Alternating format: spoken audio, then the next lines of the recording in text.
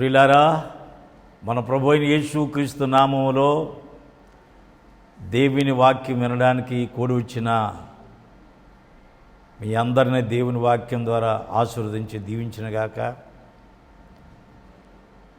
విదేశాల్లోనూ ఇండియాలో అన్ని రాష్ట్రాల్లోనూ అలాగనే తెలంగాణ ఆంధ్రలో ఉన్న దైవ సేవకులందరికీ, సమస్త పరిశుద్ధులకు, గ్లోబల్ ఫెయిత్ మినిస్ట్రీ ఉన్న విశ్వాసులు సేవకులందరికీ శుభములు. ఇక్కడ సంఘభేదం ఏ భేదం లేకుండా దేవుడు అందరితో మాట్లాడుతున్నాడు.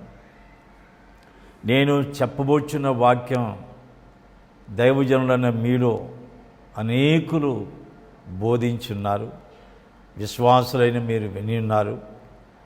ఆయన ఈ చివరి దినాలు, ఈ ఆఖరి దినాల్లో మనం వింటున్న దాన్ని బట్టి, విని ఉన్న దాన్ని బట్టియే, మనం ప్రకటించిన దాన్ని బట్టియే మరలా దేవుడు మనతో మాట్లాడుతున్నాడు.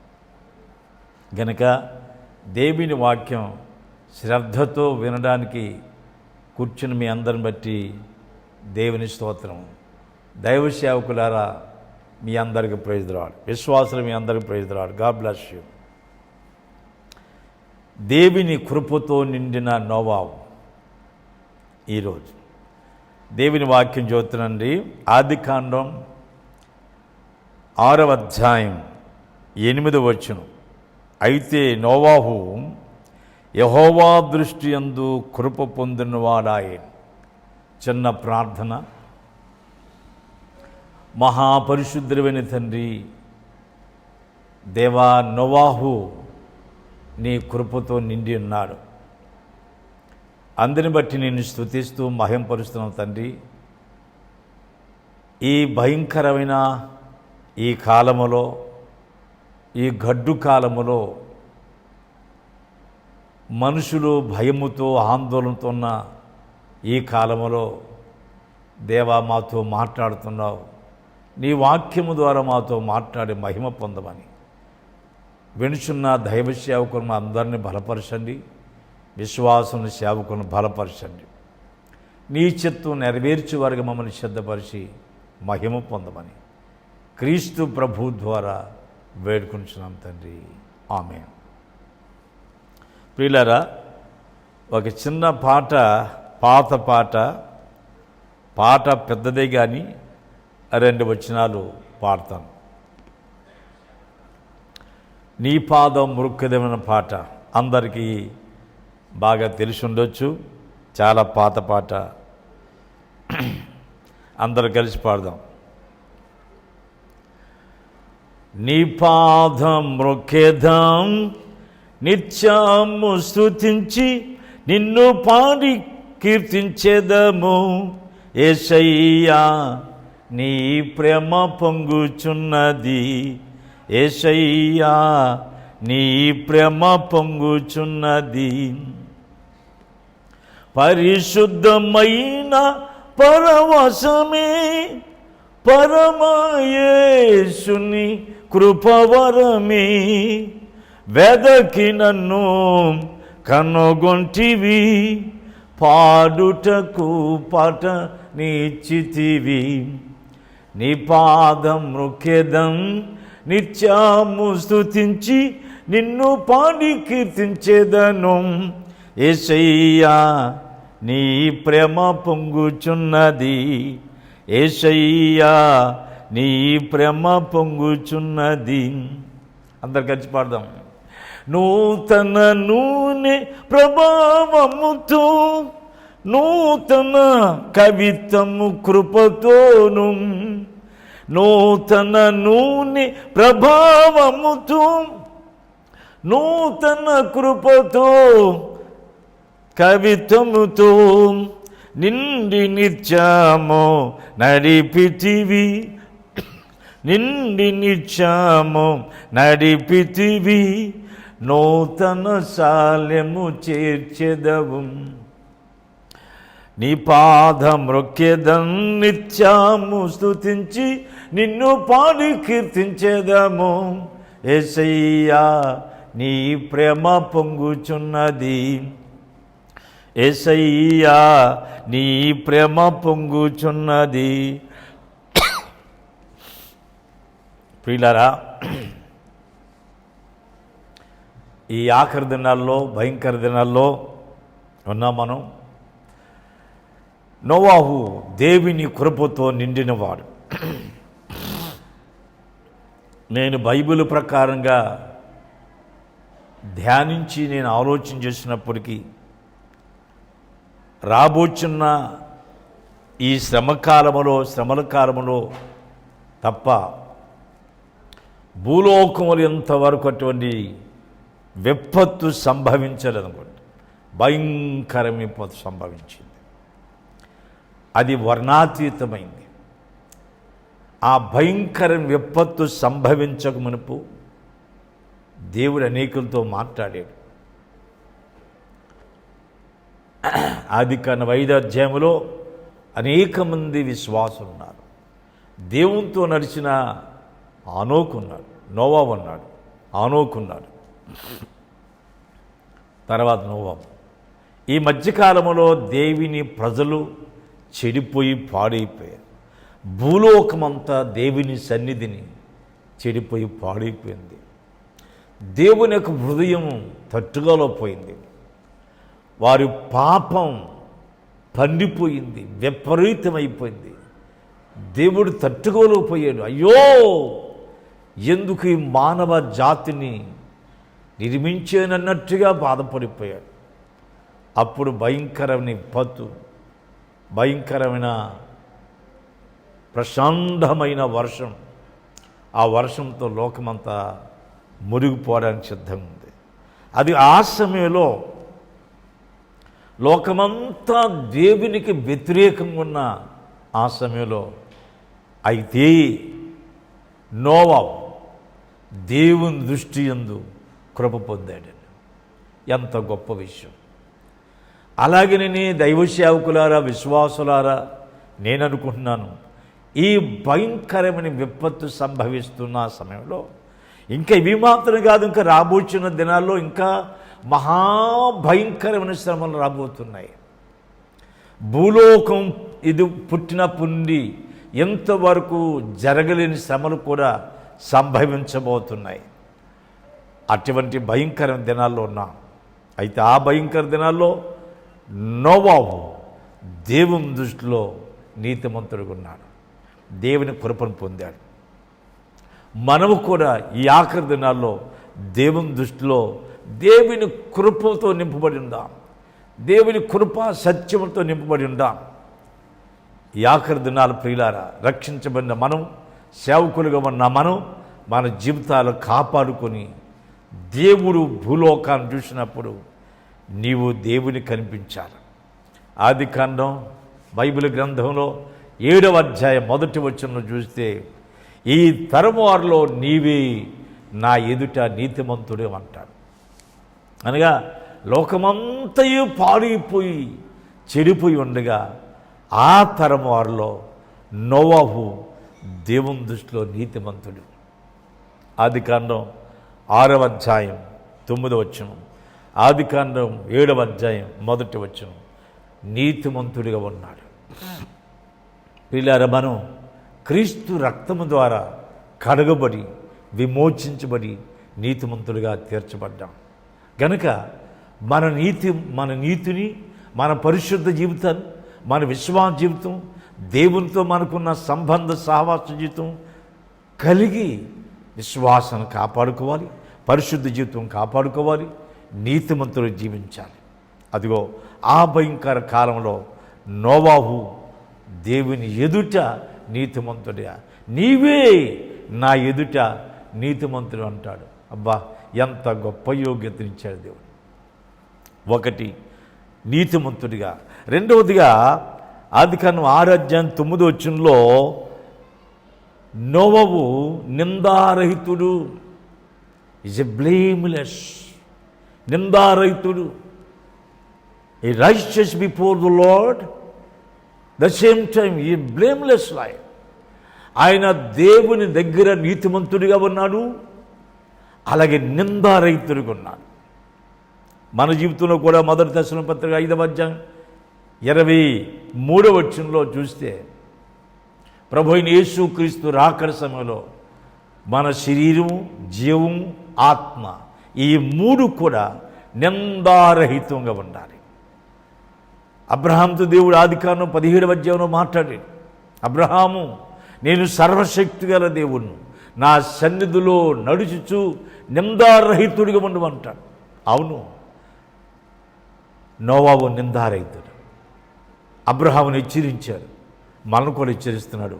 మన ఆత్మ, శరీరం, జీవం 3 కూడా నిందారహితులు ఉండాలి.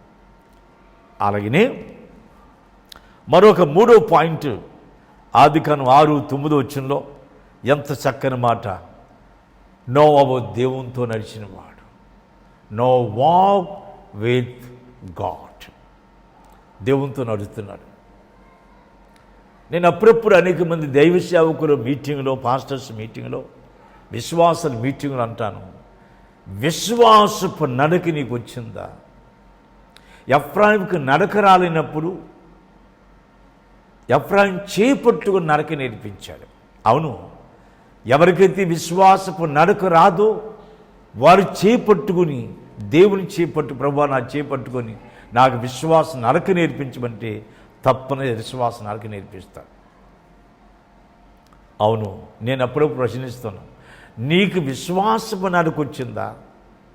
విశ్వాసంతో నడిచే నడక, పరిశుద్ధ జీవితంలో నడిచే నడక, నీతిమంతుడిగా నడిచే నడక, నిందారహితుడిగా నడిచే నడక, నీతిమంతుడిగా, నిందారహితుడిగా, పరిశుద్ధుడిగా దేవునితో నడిచే నడక రావాలి.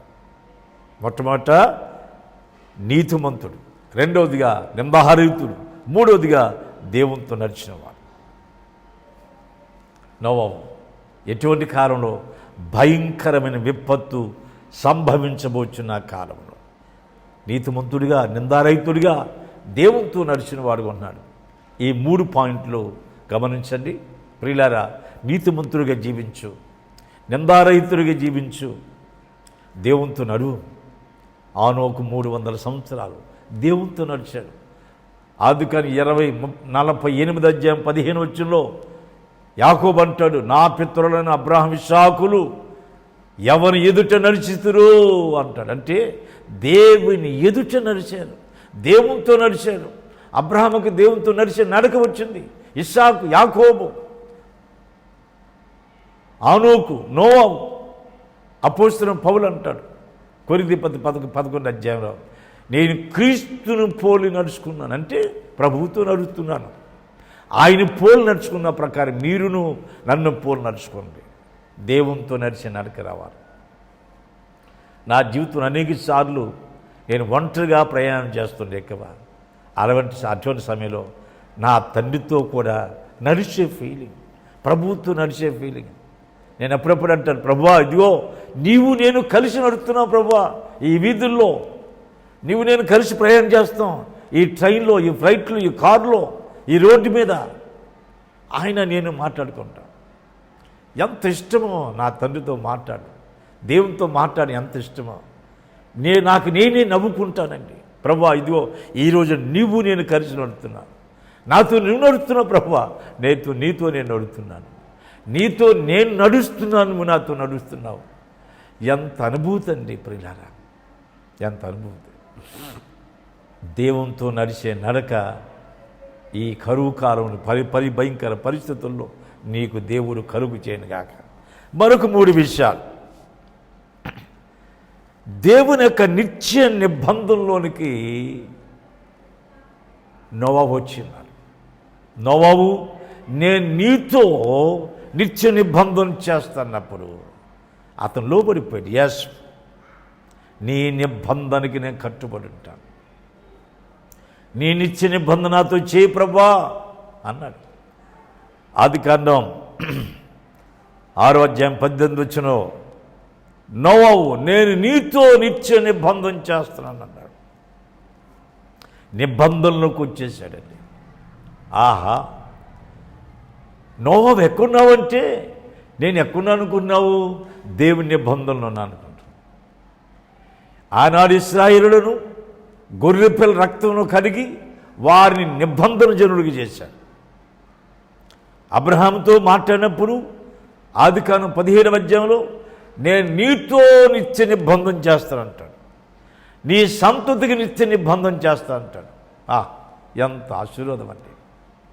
అబ్రహాం, ఇస్సాకు, యాకోబులు, ఇదిగో నోవాహు దేవుని నిబంధనలోకి వచ్చారు.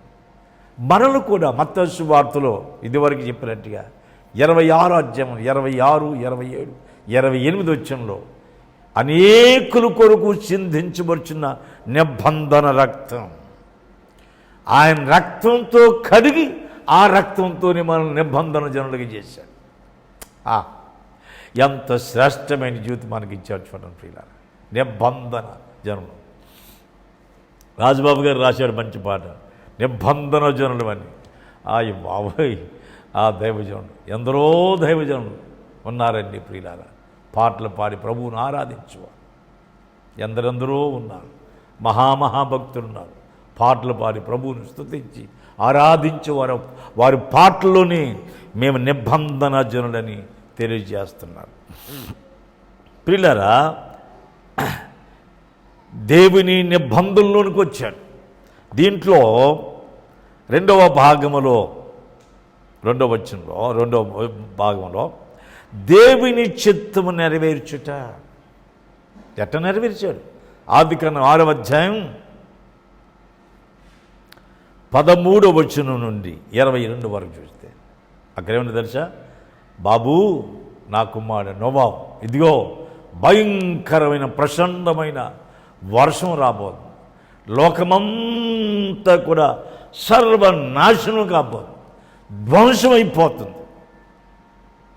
కానీ నిన్ను, నీ కుటుంబాన్ని, నీతో పాటు కొన్ని పక్షులను, జంతువులను, పురుగు ప్రాకులను అన్నింటిని కూడా జతలుగా మళ్ళా ఉండడానికి ఒక వాడను కట్టమన్నాడు దేవుడు.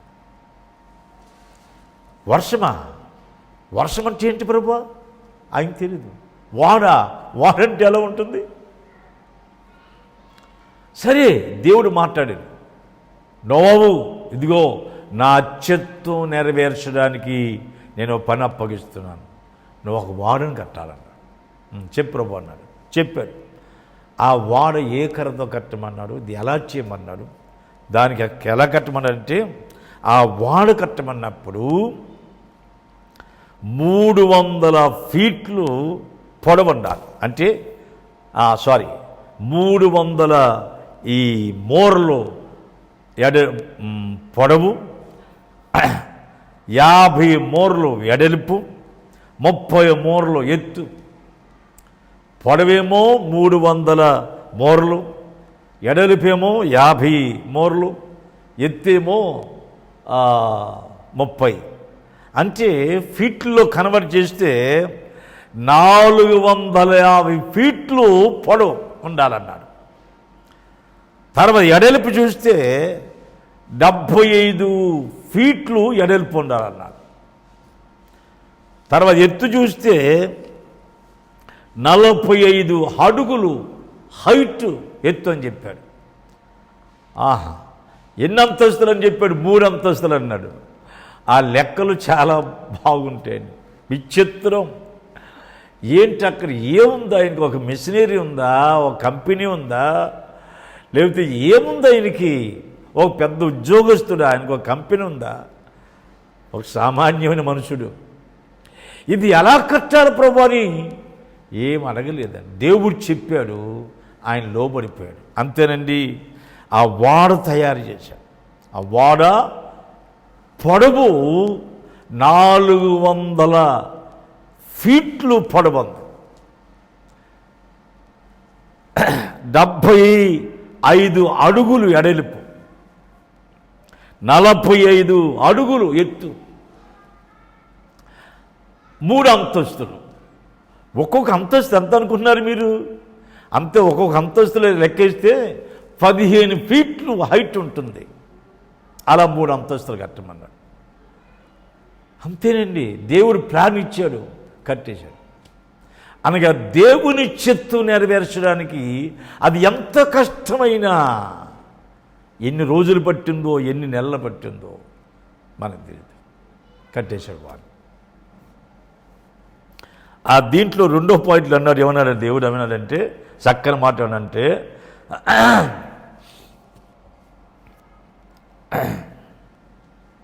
సారీ, నోవాబు ఇదిగో సంపూర్ణ విధేయత చూపించాడు. ఏమన్నాడంటే ఆ వాడ కట్టిన తర్వాత ఈ భూమి మీద ఉన్న జంతువులు ఉంటాయే, పులులు, సింహాలు, తోడేళ్ళు, నక్కలు, జంతువులు, పక్షులు, పశువాదులు అన్నీ కూడా ఉంటాయి కదా, అవి జతలుగా వస్తాయి. వాటిలన్నిటిని వాడలో తీసుకోవాలి. నీ కుటుంబం వాడలోకి వెళ్ళాలి. అయితే ఏం చేయాలి తెలుసా నీకు? వాటికి నీకును నానా విధములైన ఆహార పదార్థాలు శుద్ధపరచుకోమన్నాడు. అయ్యి బాబోయ్, ఇంచుమించు 5-6 నెలలు ఇంచుమించులో మరి లెక్కేసుకుంది. ఏం తప్పట్టుకోకండి, అందుకే ఇంచుమించులని చెప్తున్నాను. ఇంచుమించులు 5-6 నెలలు ఎన్ని జంతువులు వచ్చాయి, ఎన్ని రకరకాల జంతువులు వచ్చాయి, ఎన్ని పక్షులు వచ్చాయి. వీరి 8 దేవుడు అంటాడు ఆ 21 వచ్చిన ఆరోగ్యం 21 వచ్చినలో నీ కొరకును నీతో ఉన్న వాటి అన్నిటి కొరకును నానావిధ పదార్థములను సిద్ధపరచుకొని సమకూర్చమన్నాడు దేవుడు. ఏమీ మాట చెప్పలేదండి, వెంటనే పడిపోయాడు. ఆ ఒక మాట ఎంత శ్రేష్టమైన మాట ఉంటుందంటే అక్కడ, ఎంత విలువైన మాట ఉంటుందంటే అక్కడ, అబ్బాబాబాబా 6:22 నోవా అట్లు చేశాను, దేవుడు అతనికి ఆజ్ఞాపించిన ప్రకారం యావత్తును చేశాను. ఎంత విధేయుడండి, ఎంత విధేయుడు. సులభంగా పడిపోయేవాడు, ఏమీ అడ్డుమారి చెప్పేవాడు కాదు. దేవుడు ఏ మాట పలుకుతాడో నోటుండి అక్షరాలు విధేయత చూపిస్తుంది. విధేయుడు లోబడిపోవడం, ఆచరణలో పెట్టడం అండి. దేవుడు ఆజ్ఞాపించిన ప్రకారం యావత్తును చేశాడు. ప్రియులారా, వాడను కట్టమన్నాడు, 3 అంతస్తులు ఉండాలన్నాడు, 450 ఫీట్లు పొడవన్నాడు, 75 ఎడలిపన్నాడు, 45 పొడవన్నాడు, 3 అంతస్తులు అన్నాడు, ఒకటే డోర్ అన్నాడు, ఒక కిటికీ అన్నాడు. ఎలా చేశాడో మహానుభావుడు. ఎంత గొప్ప విశ్వాసం, దేవునికి లోబడ్డం. నువ్వు వాడు కట్టాడు. ఎంతో సులభంగా మనం అనుకుంటాం. నేను ఈ వాక్యం ధ్యానిస్తుంటే కనీసం ఒక 2 సంవత్సరాలు బైబిల్ క్లాసులు అయితే దీన్ని పూర్తి చేయగలమని చెప్పలేం. ఒక మహాసముద్రం, ఏ వాక్యం లేదు బైబిల్ గ్రంథంలో, దేవుని వాక్యం ఏది పట్టుకున్న సముద్రంలాదే, మహాసముద్రంలాదే, మహానదుల్లాదే. అక్కడక్కడా మాట కొన్ని చెప్తాం, లోతుకి వెళ్ళాం కదా ప్రియులారా. దేవుడు చెప్పిన మాట ప్రకారం అక్షరాలుగా పాటించాడు. ఎంత విధేయుడో.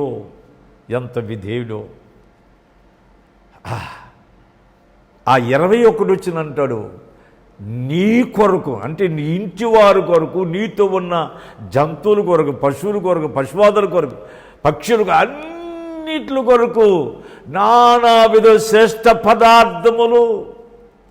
ఏ పశువు గడ్డి తింటుందో, ఏ పక్షులే మేస్తాయో, మీరేం తింటారో అవన్నీ సరిపడా, ఎక్కడ లోటు ఉండొద్దు, అన్నీ సమకూర్చి పెట్టేసి అన్నాడు. ఇంచుమించులు 5-6 నెలలు అన్నీ చేశాడండి. దేవుడు అతనికి ఆజ్ఞాపించింది యావత్తును చేశాను. దైవ సేవకులారా, నేను మీతో పాటు సేవకుడిగా చెప్తున్నాను. దేవుడు నీకు చెప్పి నేను చేయగలుగుతున్నావా? దేవుడు నీకు ఆజ్ఞాపించినట్టుగా పరిచర్యలో ముందు పరిగెడుతున్నావా? విశ్వాసులారా, పరిశుద్ధులారా, దేవుని ఎదుట సంఘములో సేవకుల దగ్గర నమ్మకస్తులుగా, విశ్వాసులుగా జీవించగలుగుతున్నారా? అన్ని విషయాల్లో నమ్మకస్తుడిగా జీవించగలుగుతున్నారా? ఈ ఈ ఈ లాక్డౌన్ విషయంలో నమ్మకస్తుడిగా జీవించగలుగుతున్నావా? నాకు అనేక మంది ఫోన్ చేస్తున్నారు. వారి ప్రార్థనలు ఎక్కువైనాయి, వారు బైబిల్ ఎక్కువ చదువుతున్నారు, కుటుంబం కలిసి ఎక్కువగా ప్రార్థన చేసుకుంటున్నారు. కనుక ప్రార్థనలో నిలకడ, విశ్వాసంలో నిలకడ, పరిశుద్ధ జీవితంలో నిలకడ, వాక్యం చదవడంలో ధ్యానించట్లో నిలకడ, ఇవన్నిట్లో నిలకడగా ఉండాలి. ఇవన్నిట్లో దేవునికి విధేయులుగా జీవించండి. నోవా చూడని ప్రియులారా, ఆయనకు పెద్ద పాస్టర్ ఎవరు లేరు, సంఘం లేదు, ఎవరు లేరు. ఆయనకి ఆయనే దేవుడును, ఆయన అంతే. దేవుడు ఏం చెప్తున్నాడు ఆయన అది చేస్తున్నాడు అంతే. దేవుడు చెప్పింది యావత్తును చేశాను. ఇది గుర్తుపెట్టుకోండి. అక్కడ నానావిధ శ్రేష్టమైన ఆహారమును సమకూర్చేశాడు. తర్వాత రెండవ పాయింట్లో మరో మూడు పాయింట్లు.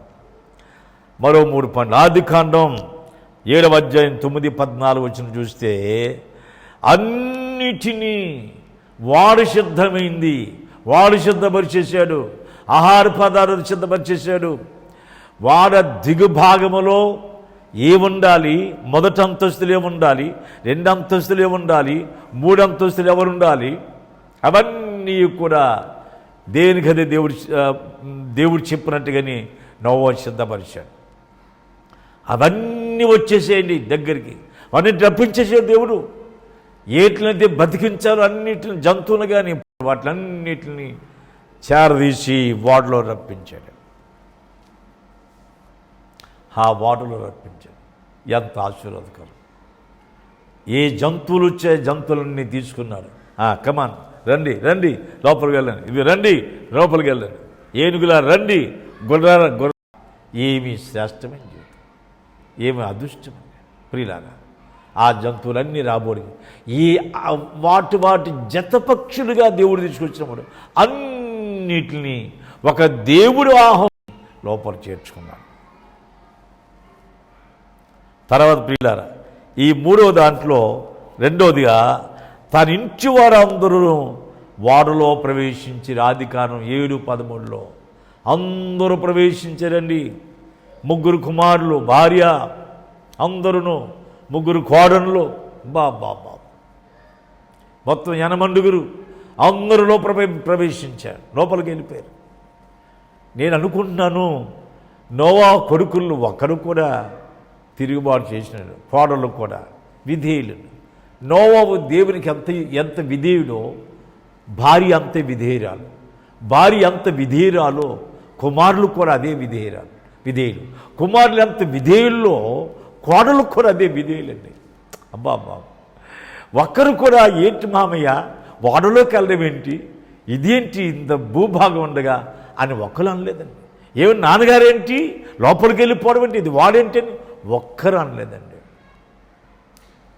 మా తండ్రి దేవుడు ఏం చెప్తాడో అది చేస్తాడు, మేము దానికి లోపడతాం. అదేనండి భార్య కానీ కుమారులు కానీ కోడళ్ళు కానీ. ఎంత మంచి కుటుంబాన్ని! అబ్బా పేతురు భక్తులు అంటాడు, నీటి ద్వారా 80 రక్షించబడ్డారు. 80 ఒక్కరు కాదండి, ఎంత విధేయుడు. నోవా దేవునికి విధేయుడైతే భార్య తన భర్తకు, తమ కుమారులు తల్లిదండ్రులకు, కోడళ్ళు అత్తమామలకి, భర్తలకు లోబడిపోయి అందరూ వాడలో ప్రవేశించారు. అప్పుడు ఏం జరిగింది తెలుసండి? చాలా ప్రాముఖ్యమైన మాట. ఆదికాండం 7వ అధ్యాయం 16వ వచనంలో నేను చదువుతాను. ఎంత చక్కని మాట! ఆదికాండం 7వ అధ్యాయం 14వ వచనం. 16 చదువుతానండి. దేవుడు అతనికి ఆజ్ఞాపించిన ప్రకారం సమస్త శరీరంలో మగదీయు ఆడదీయు ప్రవేశించాను. అప్పుడు యెహోవా వాడులో అతన్ని మూసివేశాను. సమస్తమైన పక్షులు, పశువాదులు, జంతువులు అన్నీ వచ్చినాయి, అన్నిటి లోపల చేర్చుకున్నాడు. అవి ఏ భాగంలో ఎక్కడ పెట్టమని ఆ భాగంలో చేశాడు. తర్వాత కుమారులు రమ్మన్నాడు. కుమారులు వచ్చారు, భార్య వచ్చింది, పెళ్ళి వచ్చారు, వీళ్ళందరూ వాడలో ప్రవేశించారు. అప్పుడు ఏం తెలుసండి, అతనిని దేవుడు వాడలో మూసివేశాడు. God is locked down. అతను వాడలో మూసివేశాడు. అన్ని లోపలికి వెళ్ళిపోయిన తర్వాత, అంతా సిద్ధపరచబడిన తర్వాత, అన్ని జంతువులన్నీ వచ్చిన తర్వాత, అవన్నీ లోపల చేర్చబడిన తర్వాత, తాను తన భార్య తన ముగ్గురు కుమారులు ముగ్గురు కోడళ్ళు అందరూ లోపల వెళ్ళిన తర్వాత దేవుడు తలుపు వేసి మూసేశాడు. అయ్యో ప్రభా తలుపు ఇయ్యొద్దు అన్నాడా? అయ్యో ప్రభా కిటికీ తెరిచేయ్యా అన్నాడా? No, god is close the door. దేవుడు ఆ ద్వారాన్ని మూసేశాడు, మూసిపెట్టేశాడు.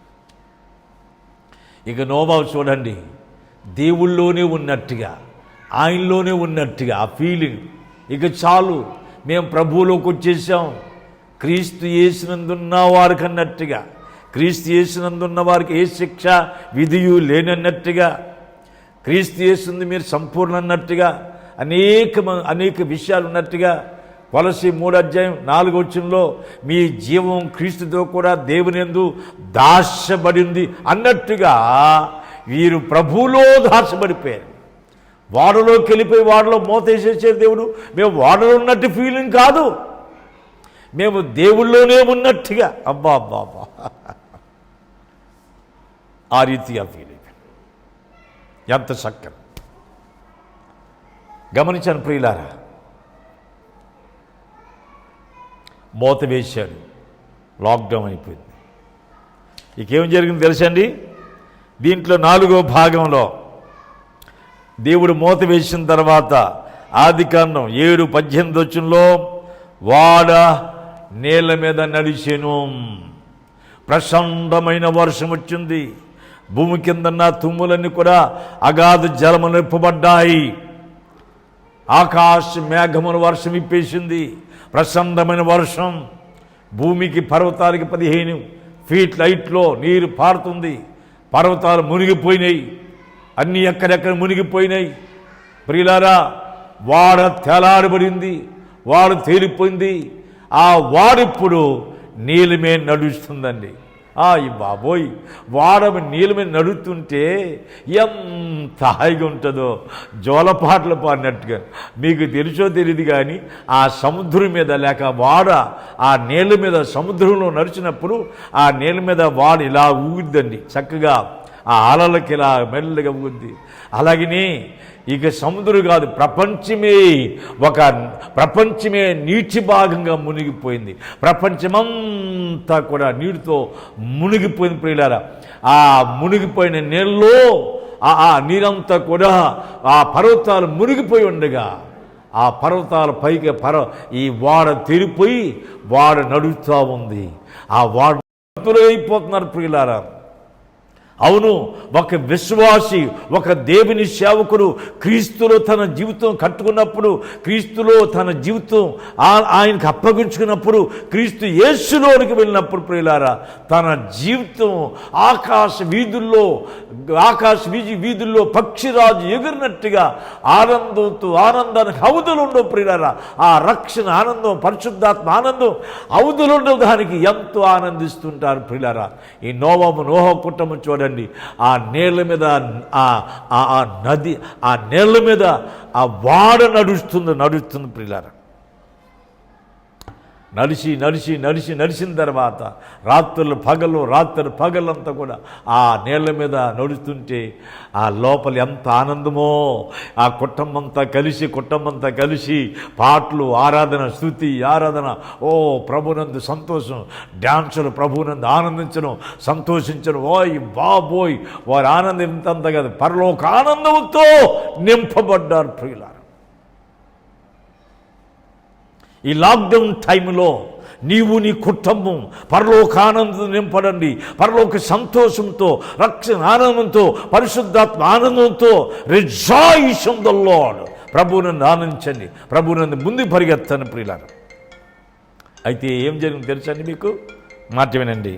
ఈ 4వ పాయింట్లో రెండోదిగా ఆదికాండం 8వ అధ్యాయం 4వ వచనంలో ఓడ ఆరారాతు కొండపైన నిలిచాను. ఆరారాతు కొండపై నిలిచాను. ఎంత శ్రేష్టమండి! నీవు ఎక్కడో నిన్ను విడిచిపెట్టడో, నిన్ను ఒక గమ్యానికి దేవుడు చేరుస్తాడు. ఏంటి ఈ వర్షం ఏమిటి, ఈ నీరేమిటి, ఈ వాడేమిటి, ఈ తలుపేసేవాడేమిటి, లోపల ఉండడం ఏంటి పడవేంటి, ఈ వాడేంటి, ఇలా నేల మీద ఆడమేంటి, ఇవన్నీ ఏమక్కర్లేదండి.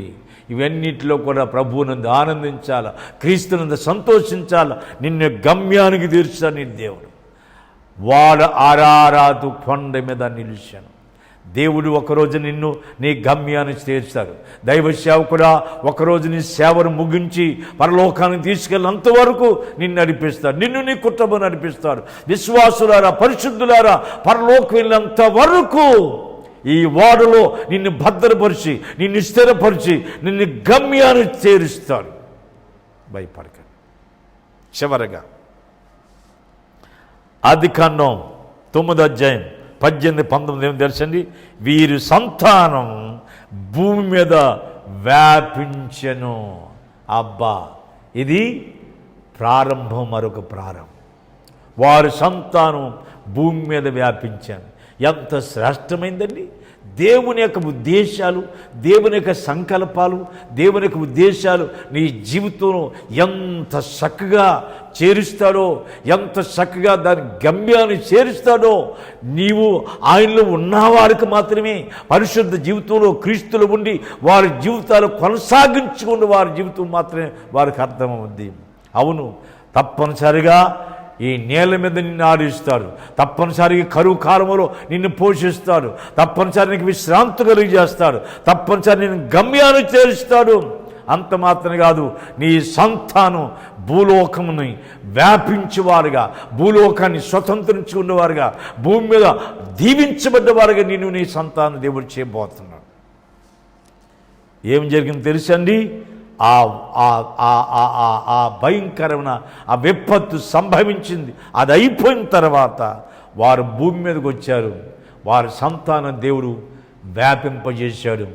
ఆ నోవాహు సంతానం 3 కుమారుడు షేమ్, నోవాహు నుండి షేము నుండి అబ్రహాం నుండి క్రీస్తులో మనం. అబ్బా, ఏమి ముగింపు ప్రియులారా! ఏమి శ్రేష్టమైన జీవితం చూడండి. నోవాహును దేవుడు విడిచిపెట్టలేదు. నోవాహును దేవుని విడిచిపెట్టలేదు. నోవాహును పట్టుకున్నాడు.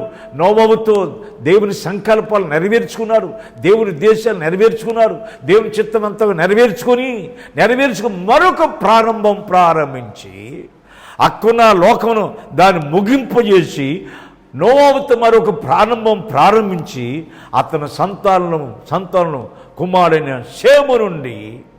షేము వంశావళి నుండి అబ్రహాం నుండి దావీదు నుండి క్రీస్తు నుండి మనం ఈ రోజున ప్రియులా గమనించండి. నోవాహు నుండి షేము వంశము నుండి అబ్రహాం నుండి క్రీస్తులోని మనం. అది ఈ రోజున ప్రభువుని ఆనందిస్తున్నాం. భయపడకని సేవకులారా, విశ్వాసులారా, ముందుకు రండి. ఈ వాడేంటి, ఈ వర్షం ఏంటి, ఈ లాక్డౌన్ ఏంటి, ఈ కరోనా ఏంటి అయోమయం అవసరం లేదు దేవుని పిల్లలకి. ఇవన్నీ సంభవిస్తాయి, ఇవన్నీ వస్తాయి. వీటన్నిటిలో నిన్ను, నీ కుటుంబాన్ని దేవుడు కాపాడుతాడు. దైవ సేవకుడా, నీ పరిచర్యను కొనసాగింపు చేస్తాడు. గమనించు, ఆ వాడ తేలాడింది, ఆ వాడ నడిచింది, వాడ ఆగింది, మళ్ళా ప్రారంభించిన తర్వాత వన్స్ అగైన్ బిగిన్ చేశాడు. రెండవసారి బిగిన్ చేశాడు దేవుడు. ఎలా బిగిన్ చేశాడు చూసారా?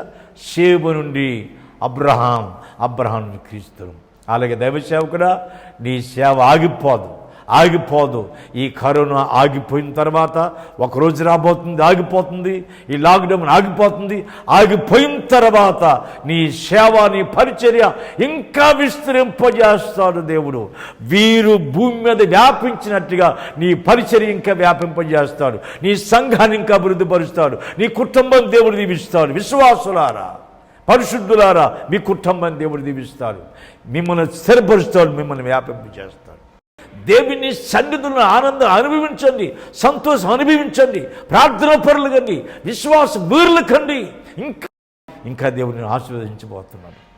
నోవాలో నుండి షేము నుండి అబ్రహాం నుండి క్రీస్తులో నీవు నేను ఈరోజు.